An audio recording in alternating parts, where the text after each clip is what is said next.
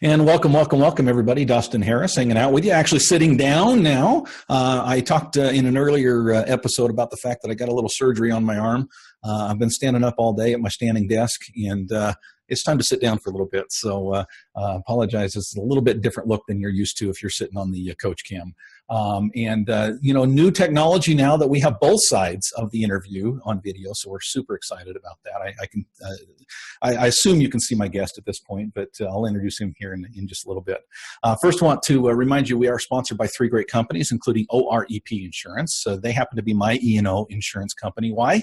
Because of all the benefits and the ease at which we go through the process of getting and retaining our E&O. Check them out right now at Check them out right now at orep.org. That's OREP.org. We're also sponsored, of course, by DataMaster. DataMaster is coming out with a new version of DataMaster, but you don't need to wait. If you want to save 30 to 60 minutes per report, just go to datamasterfreetrial.com/coach. Once again, a little slower, datamasterfreetrial.com/coach. And finally, we are sponsored by Alamode. Alamode is the software that I have been using for over 20 years to produce great appraisal reports. You can also produce great appraisal reports by using Alamode software. Go to alamode.com/free trial. Once again, it's alamode.com/free trial. Well, folks, we have another appraiser stories for you. These are quite popular as I look at the numbers and the downloads.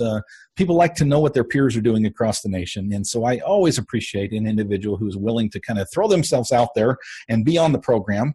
Mr. Jake Hamilton reached out to me recently and indicated that he would take a stab at it and share his story. So Jacob, welcome to the program.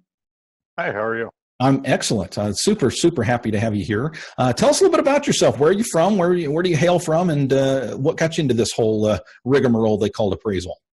I live in southwest Wisconsin, a little town of 700 people, about an hour away from Madison, an hour away from Iowa, an hour away from Illinois, about an hour from everything. Okay. I've been doing this since 2010, licensed in 2013. I'm a licensed appraiser, not certified. Oh, interesting. We might need to dig into that a little bit. Go ahead. Yep. I only have a high school diploma. I went to college, but felt like I was smarter than the professor, so I quit. You probably were. Yeah, I got into this. I was selling insurance. My great uncle was an appraiser and also an insurance salesman, and he was looking for help selling insurance. So went over there to help out, and a month later, we're doing appraisals. There you go. The rest is history, right? Yep. So if you don't mind, let me dig into that a little bit. I've actually had an individual reach out to me on the All-Star team recently on our Facebook page. We have a private Facebook page where we ask questions and talk a little bit about different things. And one of the individuals talked about the fact that, I think it was a she talked about the fact that she was only licensed. And actually, no, I take that back. It was a he asking about what is the pros and cons of getting licensed versus certified. And I think most listeners would say, well, duh, why wouldn't you want to get certified? Although, there was a lot of feedback on the comments section there in that Facebook feed saying, you know what? Being certified isn't all it's cut out to be, and I'm making a pretty good living as a licensed. How would you answer that question, Jake? I would agree. I think I was one of those comments that I'm doing pretty good.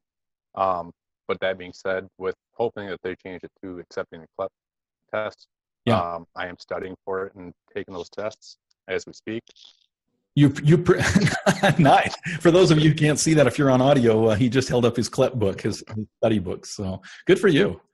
Yep. So hope is they change that rule by January, and I can send them my application. I'll have all my courses done that I need. So.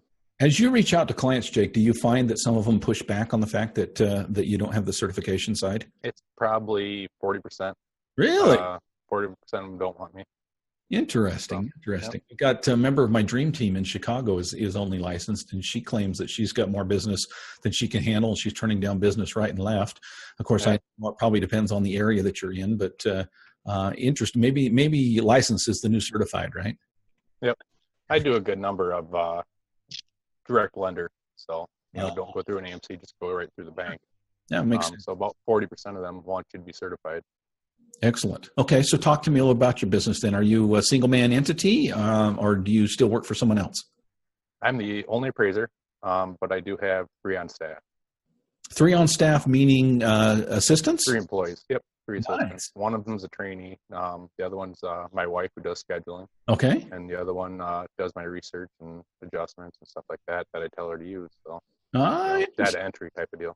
So you keep yourself pretty busy then out. What kind of volume are you doing as a single man entity? Last year I did 1,065. Nice. You're keeping busy, my Good. friend. Good number of those are desktop, but still Sure. pretty So good. you do a little desktop work as well. I do. What are your thoughts on that? I get some appraisers pushing back on the desktop work. I do plenty of it as well. I don't do as much of it as I used to do. Last year I did a good number, and then when it got busy, I dropped down because I make more doing inspections than I do desktop. But it doesn't take near as long. The scope of work's a lot more limited. Right. It's got its pros and cons. Very good. Yeah. It's interesting that you say you make more with a full appraisal. I know the fees are bigger with full appraisals, but are you saying you make more per hour on the fulls? That's interesting because I have because my assistants don't do the desktop work. I do that. Right. Myself, so. Right. Sure. Interesting. So tell us a little bit about Wisconsin. When you say you're an hour from each of these states that you rambled off, are you just in Wisconsin, or are you licensed reciprocally in other states? Just Wisconsin. Okay. Tell us a little bit about what makes Wisconsin unique, or something that the listeners might want to know about your area. Imagine dairy farms. That's what it looks like. A lot of towns of under 1,000 people. The nearest town with over, say, 50,000 people is an hour away, and that's the city of Madison. Has 500,000. Interesting. But other than that, it's a lot of small towns. We got one town 20 minutes away. It's 10,000 people, but that's the big one in the whole county. Do you cover 500,000? That's pretty decent sized town. Do you cover that area? I do. It's right at like 53 miles, and most clients want you to be in 50. So interesting. Sounds like you need to move 4 miles away from where you're currently at. That's funny. So tell us a little bit about, you've been doing this long enough. You've probably got maybe a scary, interesting story that you've had happen to you. I thought for the past few weeks, I can't think of a real scary one. Okay. That might have to do with I was in the Army before and was blown up twice, so maybe nothing really seems scary compared to that. Holy smoke. Okay, you got to dig into that a little. You can't just throw that out there as a throwaway comment. Did 8.5 years in the Army, did one tour in Iraq. God bless you, man. Thank you. The second explosion I was in totaled our truck out, and oh my word. 3 out of the 4 of us got Purple Hearts from it. So holy smokes. Do you mind me asking your injury? Concussion, and it messed up my ankles. Holy cow. Man, that's tough. Yep. And if you hear people talk about the VA, they're all true. Yeah. Interesting. Well, thank you for your service, man. I really appreciate it. So maybe a humor story, something that's happened to you as an appraiser. I think, back when I was doing my training, with my supervisor, I think about 2 or 3 times we did the wrong house. How did that turn out? One of them was an interior. It was a renter there, and just let us in, go through the whole deal, get it sent into the bank, and the bank's like, it's the wrong house. You got clear through the report? Yeah. Oh, man. That makes you want to slap your forehead, doesn't it? Yep. I've done that several times, but it was always pretty immediate that I realized I was in the wrong place. Yep. And then another time it ended up being, we took pictures of the wrong house across the street. It was a drive-by pre-foreclosure. And then about a year later, I ended up buying that house. Oh, wait a second. So so was it at that point that you realized you'd done the wrong house? No, it was when we got back to the office and looking through the pictures that's not a 2,000 square foot 2-story house. Yeah, exactly. It looks a little bit newer. That's interesting. That's funny. Where do you see this profession going? I know you're kind of young in the whole appraisal profession, but you've been in long enough to see many changes in the last couple of months and years. Where do you see things going, and where do you see your particular business going, Jake? I think it'll about stay where, not where it was last year, but more the year before that kind of volume for the next few years. And then it'll, drop down just like it always does. Okay. Appears to be in about a 5-year cycle. Right. Other than that, I don't think too much is going to change with the business. I think they'll change the rules. You'll get more people moving from licensed to certified, but I don't see, anything really glaring to make 20,000 people come in and decide to want to be licensed appraisers and jump to certified eventually. You said earlier you hope that they'll change the rules there. What do you think your prophecy is there? Are they gonna change the 4-year rule? I think it was on the last 2 exposure drafts, so it's a pretty good chance. Yeah, I agree. I think we're headed that direction. All right, Jake, biggest failure? I I also tried doing a real estate sales, and As a realtor? As a broker, yeah. As a broker, okay. Yep, and hated doing nights and weekends. Oh yeah, it's tough. I didn't sell a single house. Clients call and they want to see something, you got to drop everything and run, don't you? Yep. Tough. So I hated every minute of it, and I don't do it. Anytime things drop real down as far as our volume goes, and I start thinking of other things, of course, realtor automatically comes to mind. It hasn't happened for several years, but my dad was a realtor, and I'm telling you, the phone calls in the middle of dinner, the Sunday calls, everything else that he had to run out and do just to make the sales. I hear you, my friend. It's not a temptation of him. Nope, not one bit. I'm also a home inspector, so if I is that right? So I can do more on that. Yeah. Oh, you know what? Let's talk about that for a second, because I've been contacted by several people who are looking for multiple streams of income, and they often ask the question, well, what about doing some home inspecting on the side? And my answer is always, I don't know. Every time I've met a home inspector at the house that I'm inspecting, I'm gone in about 30 minutes, and he's there for 3 hours, and I don't know if he gets paid a whole lot more than I do. So they're pretty close to same for the rate, but it's a nice change of pace. Sure. When you're going through the house doing appraisal, you're looking at just the general overall of everything.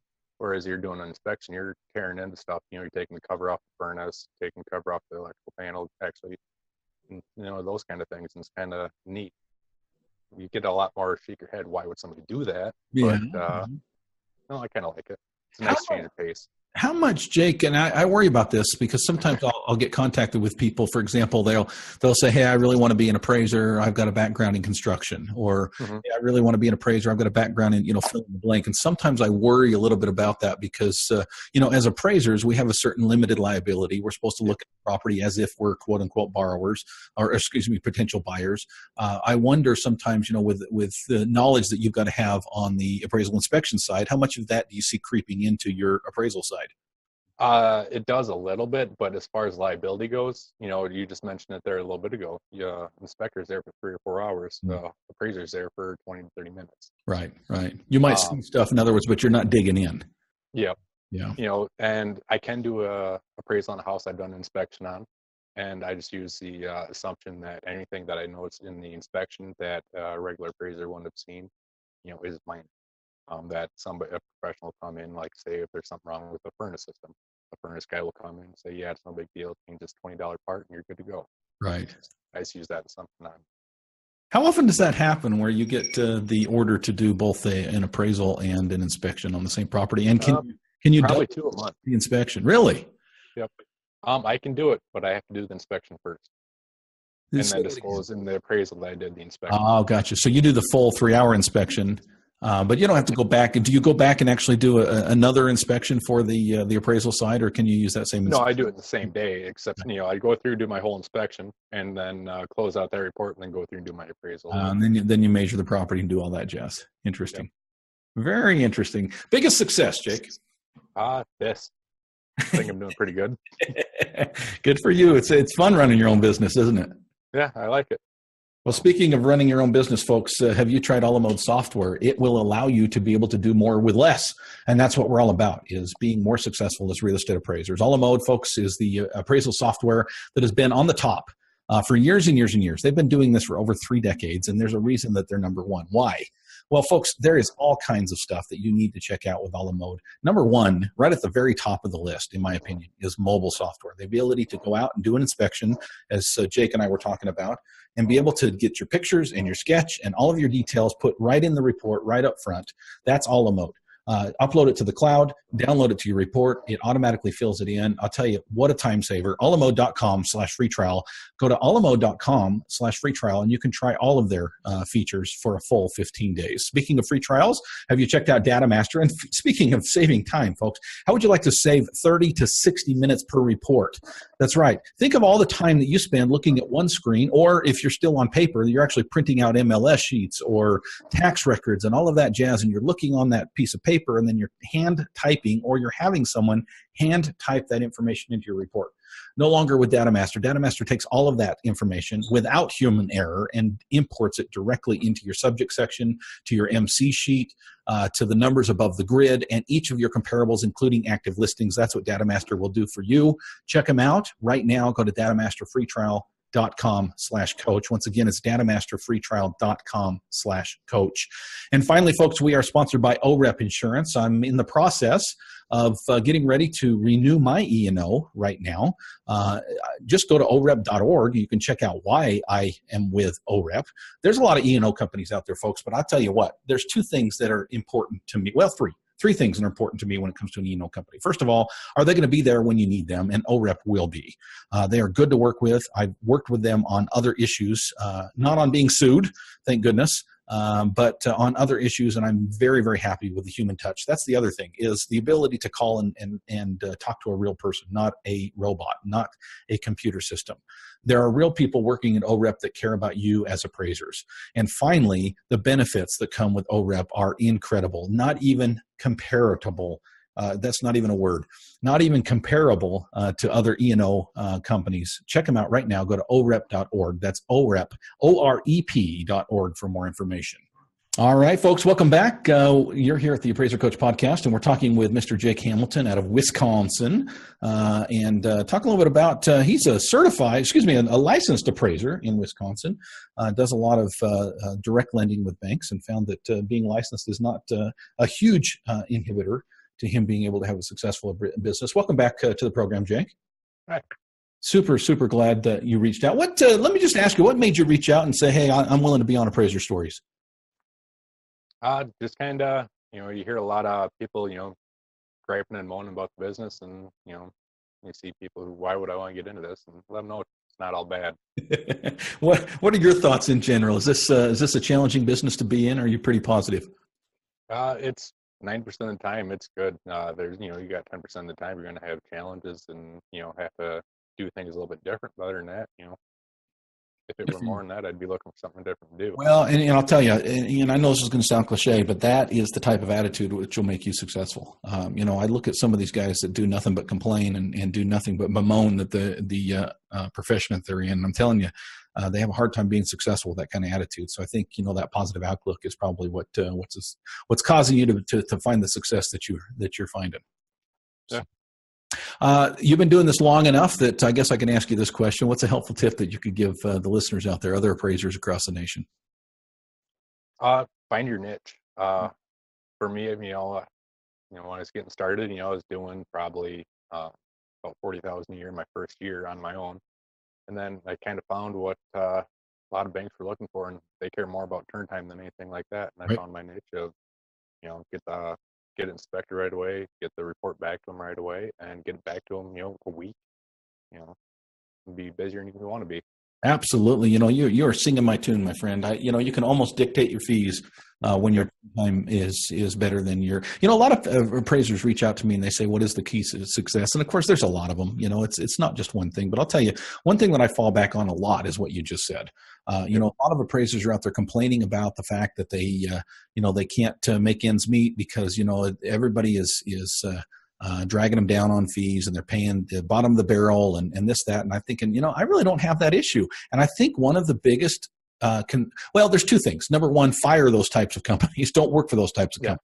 But number two is if your turn time is quick and your quality is good during that turn time, a lot of people equate turn time with quality. They say if you do something fast, you must not be doing it right. Well, that's not true. You can put certain systems into place to make sure that your quality is high, your turn time is fast, and you can pretty much dictate your fees at that point. Exactly. Good for you. Ready for the lightning round? Yeah, sure. All right, let's do it. Inside out or outside in? Inside out. Okay. Cold outside. Tape roller or laser? Laser. Okay. Tablet computer or clipboard and pen? Tablet. Appraisal software? Alamo. Favorite thing to do when you're not appraising, Jake? Recently, it's been remodeling the house. Is that right? Yeah, it's work. Anything outside, doing stuff with my hands. You like being outside? Good for you. Spend time with family, those kind of things. What speed do you listen to the Appraiser Coach podcast on? Just regular. Why does everybody say that? It's so much better on 1.5. All right, one goal. There's the other ones I listen to at 2. Well, I guess I should feel good about that then. One of your one goal for the year, Jake. Get my new trainee all spun up and ready to go, so by next year he can submit his application. Nice. I hope you're planning on keeping him long term. Yep. He's That's the planning on goal. staying around. Yeah, he was a former accountant, so wanted to change the pace. Bean counter. Yep. Very good. Jake, thank you for joining us. No problem. Thank you. Folks, that's Jake Hamilton out of Wisconsin. Reached out to me via email. You can do the same thing, thecoach at theappraisercoach.com. Please do. Love to hear your stories. Love to get to know each of you, and would love to hear your story. So again, thecoach at theappraisercoach.com. Thanks, Jake, again for joining us. And folks, we'll catch you next time. Thank you.